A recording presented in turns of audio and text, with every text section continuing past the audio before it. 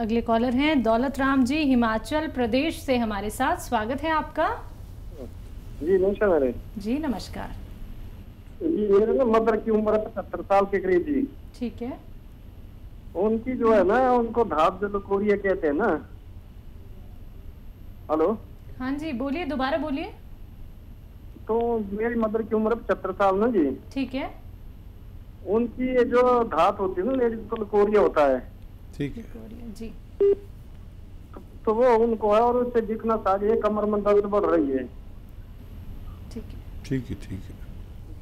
तो देखिए, वाकई अगर लिकोरिया किसी को हो तो लिकोरिया रोककर ही हम कमर दर्द ठीक कर सकते हैं। और उसके रोकने के लिए बहुत आसान एक इलाज है कि गौन मोरिंगा आधा ग्राम सुबह आधा ग्राम शाम दें, दूध में डालकर, बगैर चर्बी के दूध में डालकर या पानी में मिलाकर इन्हें 2 बार दें। तो वो जो लिकोरिया का मादे को गाढ़ा कर देता है, उसको बहना ख़त्म होने से कमर दर्द चला जाता है। उसके बावजूद भी रहे तो आधा आधा ग्राम गौन स्याह भी देना पड़ेगा, ताकि वो अगर कोई परेशानी है दर्द की, वो किसी तरह से भी नहीं जाता, लिकोरिया रोकने से भी नहीं जाता, तो इससे वो दर्द ठीक होना मुमकिन है। तो बिल्कुल दौलत राम जी, जैसे कि आपने बताया कि आपकी माता जी की उम्र 70 साल है और उन्हें जिस तरीके की परेशानी है, हम यकीन मान सकते हैं कि आपने बहुत सारे ट्रीटमेंट करा लिए होंगे और थक हार के ही व्यक्ति घरेलू नुस्खों की तरफ जाता है, यूनानी से जुड़ता है। लेकिन आपको थकना नहीं है, परेशान नहीं होना है। जो लोग बहुत सारे ट्रीटमेंट करा चुके हैं वो तो जुड़िए घरेलू नुस्खों से, यूनानी से। लेकिन जिन लोगों को ये लगता है कि कोई रोग उनके शरीर में आ चुका है या फिर कोई बड़ा रोग आपको होने वाला है, आपने ट्रीटमेंट कराया, डॉक्टर ने आपको कह दिया कि आपका जो मर्ज है, आपका जो रोग है, वो सिर्फ और सिर्फ ऑपरेशन से जा सकता है। और खास तौर पे मैं उन लोगों को कहना चाहूंगी जिन्हें घुटनों का दर्द होता है, जिन्हें कह दिया जाता है डॉक्टर्स द्वारा कि आपको घुटने बदलवाने पड़ेंगे, उन सभी से कहना चाहूंगी रुक जाइए दर्शकों, क्योंकि यूनानी से जुड़ के सिर्फ 4 से 5 महीने आपको देने हैं। फिर देखिएगा आप कितने अच्छे हो जाते हैं, आपके घुटने भी ठीक हो सकते हैं। लेकिन जानना होगा आपको कि वो नुस्खा क्या है, कौन सा वो ऐसा नुस्खा है, इतना कीमती नुस्खा जो सीधा हकीम साहब आप लोगों को यहाँ पे बता रहे हैं कि आपका जोड़ों का दर्द खत्म हो सकता है, हर एक दर्द से आप लोग निजात पा सकते हैं। तो फोन उठाइए दर्शकों, हकीम साहब लाइव आप सभी के साथ जुड़े हुए हैं। इन नंबर्स पे कांटेक्ट करना होगा जो आपके सामने आपकी टीवी स्क्रीन पे लगातार दिखाए जा रहे हैं। आइए बात कर लेते हैं नेक्स्ट कॉलर से। जी नमस्कार, स्वागत है आपका। जी मुनीश जी, स्वागत है आपका। चलिए, लगता है आपसे संपर्क हमारा टूट गया। नेक्स्ट कॉलर से बात कर लेते हैं। जी नमस्कार, स्वागत है आपका। जी नमस्कार। नमस्कार जी महेंद्र जी, कहाँ से बात कर रहे हैं? मैं लखनऊ से बोल रहा हूँ। मैं क्या सवाल है आपका? सवाल ये है कि मेरा पेट में बड़ी प्रॉब्लम रहती है, हमेशा चढ़ा चढ़ा सा रहता है, और एज हमारी 57 साल की है। ठीक है। जी जी, और पेट कभी साफ नहीं होता है। ठीक है। तो देखिए, पेट का निज़ाम जब तक ठीक नहीं होता, जब तक हम परेशान ही रहते हैं। कोई भी आम चूरन मत खाएं, और ख़ास तौर पर ये त्रिफला लोग खा लेते हैं, जिससे बड़ा नुकसान होता है। वक्ती तौर पर बहुत फ़ायदा लगता है और हम सोचते हैं कि हमें सही दवा मिल गई, लेकिन त्रिफला ऐसे इस्तेमाल नहीं करना चाहिए। त्रिफला को हमें घी में, तेल में भूनना चाहिए पहले, फिर इस्तेमाल करना चाहिए। इसलिए कह रहा हूँ कि ज़्यादातर लोग त्रिफला का इस्तेमाल करते हैं। कोई भी आके कहता है त्रिफला खाओ, त्रिफला से फ़ायदा भी फ़ौरन शुरू हो जाता है, लेकिन त्रिफला ही हमें आगे जाके बहुत बड़ा रोगी बना देता है, जिससे हम कभी ठीक नहीं हो पाते। तो त्रिफला को कम से कम भूनना चाहिए बादाम के तेल में या अरंडी के तेल में, तब उसे इस्तेमाल करें तो फ़ायदा देता है। ये तो वक्ती फ़ायदा और ज़िंदगी भर का नुकसान होता है। आप अलसी ले लीजिए और उसे खूब हल्का सा भून लीजिए और इसका पाउडर बना लीजिए। 500 ग्राम अलसी और 100 ग्राम इसमें मिलाइए नमक कलौंजी। कलौंजी का नमक आता है एक, जो रसायन कहलाता है कलौंजी का, एस्टेक भी कह सकते हैं इंग्लिश में। इसमें 100 ग्राम मिलाकर पाउडर बनाएं और आधा आधा चम्मच सुबह शाम खा सकते हैं। इससे आपको पेट का सिस्टम ठीक होता है, और सिस्टम ठीक तो फिर आपको दवा भी छोड़ दे तो आपका सिस्टम ठीक से काम करता रहता है। जी, अगले कॉलर हैं केडी चोपड़ा जी, पंजाब से हमारे साथ। स्वागत है आपका। जी नमस्कार जी। जी नमस्कार जी आदाब। मैं तो ऐसा है, मैं पंजाब से बोल रहा हूँ। मेरी उम्र है 75। मुझे शुगर की तकलीफ है। कब से है? ये तकरीबन 2-2.5 साल से है। और कोई तकलीफ? और थोड़ा सा जब प्रोस्टेट ग्लैंड है ना, बार बार मतलब यूरिन आता है। ठीक है। अच्छा, शुगर वाले को ये आर्जा रहता है कि उसे बार बार पेशाब आता है। प्रोस्टेट का भी प्रॉब्लम हो तो और ज़्यादा आदमी इम्प्रेस होता है। और शुगर वाले जो दवा खाते हैं वो खाते रहें, लेकिन शुगर के साथ, इस दवा के साथ अगर जैतून का सिरका रात को 3 चम्मच 1 गिलास पानी में मिलाकर पिया जाए तो हमें ये प्रोस्टेट की शिकायत नहीं रहती और पेट बहुत अच्छा रहता है। शुगर भी कुछ हद तक कंट्रोल होती है इससे। और शुगर की दवाओं से होने वाले नुकसानात हमारे जिस्म में किडनी, लीवर और दिल पर बहुत ज़्यादा असर करते हैं, आँखों पर असर करते हैं। तो इससे भी हम यानी सुरक्षित रह सकते हैं। बिल्कुल हकीम साहब, जैसे कि शुगर के जो पेशेंट होते हैं, जो दवाइयाँ खाते हैं शुगर को कंट्रोल करने के लिए, अगर वक्त रहते हम शुगर को कंट्रोल ना करें तो क्या ये हमारे लिवर और किडनी पर भी इफ़ेक्ट करेगी? मतलब सर, वो दवाइयाँ इतनी तेज़ होती हैं शुगर की कि वो बहुत दिन तक आदमी बर्दाश्त नहीं कर पाता।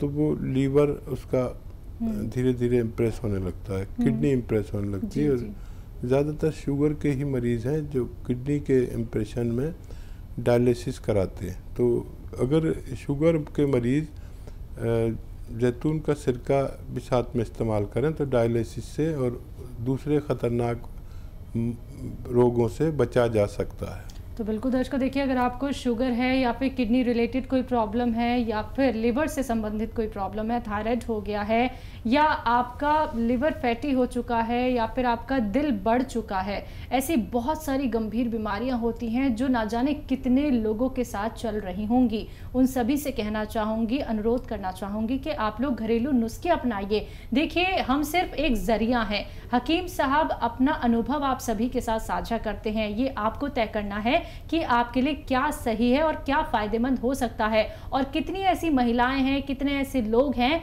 जो हकीम साहब के नुस्खे दूसरों तक पहुंचा रहे हैं, क्योंकि वो भी ये जानते हैं कि ये बहुत कीमती नुस्खे होते हैं। आप सिर्फ और सिर्फ इस मंच पे ही जान सकते हैं।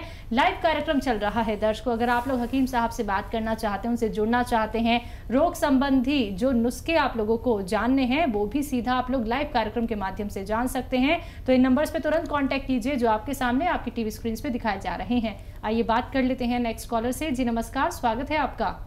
हाँ जी, मेरे पेट में बहुत कब्ज रहता है, पेट साफ नहीं होता कभी भी। और कोई दिक्कत?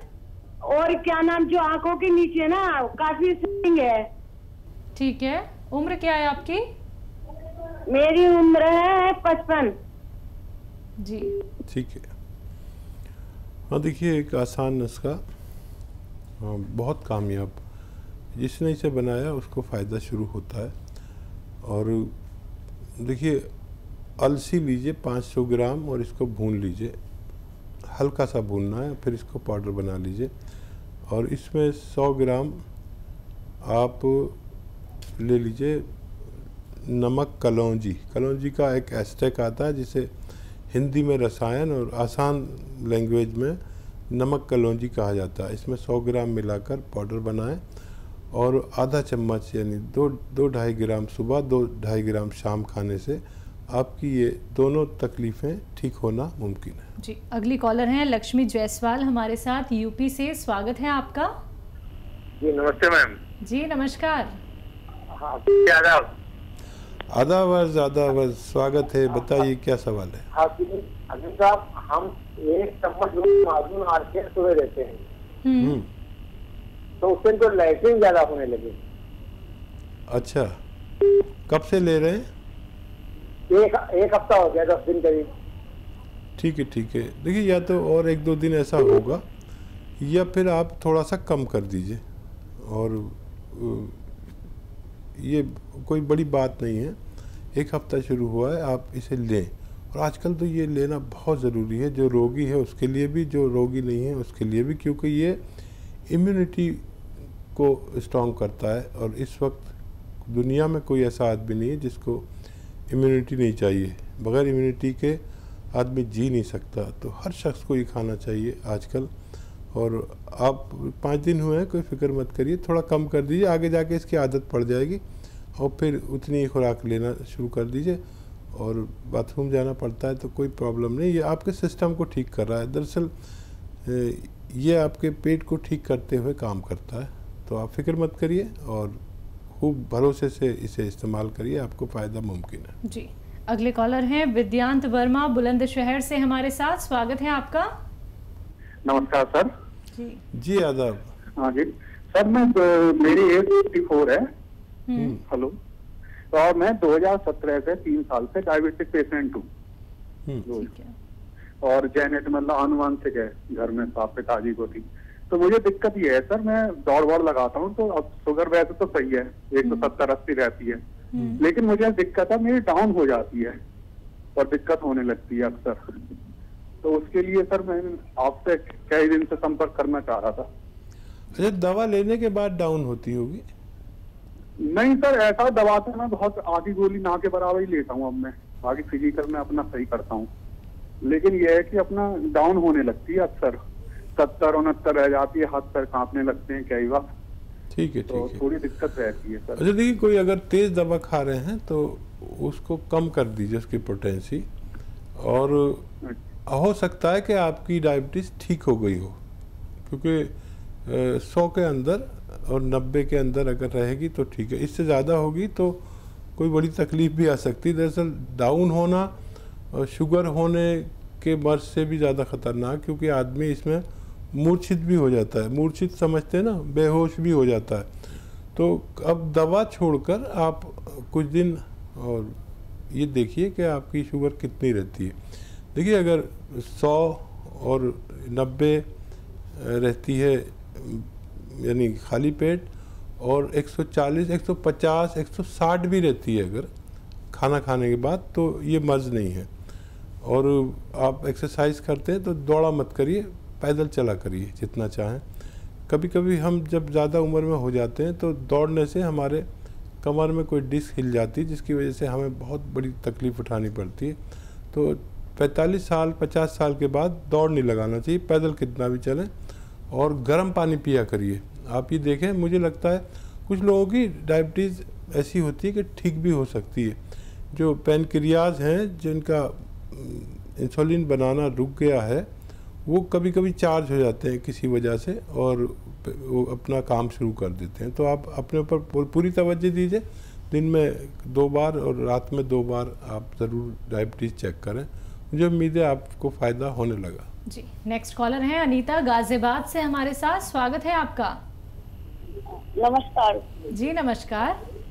हाँ जी, मेरे ना घुटनों में दर्द है और ये स्वेलिंग भी रहती है। एज क्या है आपकी? एज मेरी 50 है। 50। कब से दिक्कत है ये?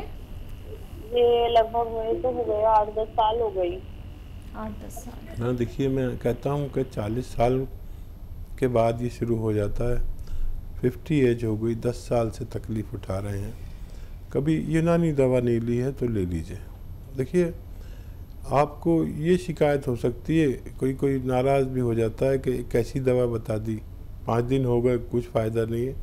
या कोई ऐसा भी मरीज़ होता है 1-2% के उनका दर्द और बढ़ जाता है 5-10 दिन के लिए, ये होता है किसी के साथ, वो भी 1% या 2% लोगों के साथ। लेकिन ये तो सेफ बहुत है, और फिर ये जड़ पर काम करती है। आप 100-200 ग्राम गोंद सिया ख़रीद लें, आधा ग्राम सुबह शाम खाएं, और आप देखें ये 100-200 ग्राम ख़त्म होने से पहले आपकी तबीयत अच्छी होना मुमकिन है। बिल्कुल। हकीम साहब, एक पेशेंट जो हमारे साथ जुड़े थे जिन्हें शुगर डाउन उन्होंने अपना बताया था, ये शुगर डाउन कब हो जाता है? क्या इसके भी कोई लक्षण होते हैं? और शुगर डाउन होना यानी कि कोई और बड़ी बीमारी हो सकती है?